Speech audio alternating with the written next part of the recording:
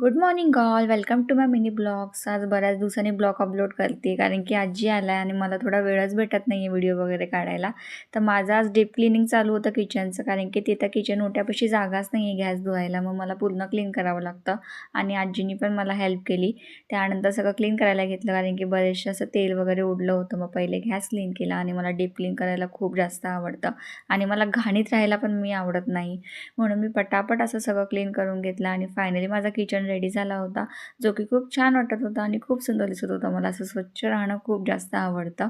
मग त्यानंतर आमचा दुपारचा मेन्यू काय जास्त काही खास नव्हता. मस्त अंड्याची पोळी केली. ते पण अंडं फुटलं होतं म्हणून पोळी करावी लागली मला.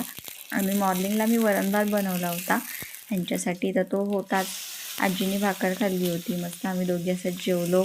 त्यानंतर आहे ना, बाहेर मस्त ऊन पडलेलं आणि जरा घरात गारच वाटत होतं म्हणून जरा बाहेर जाऊन बसलो. तर आजी बोलल्या ज्वारी संपली आहे.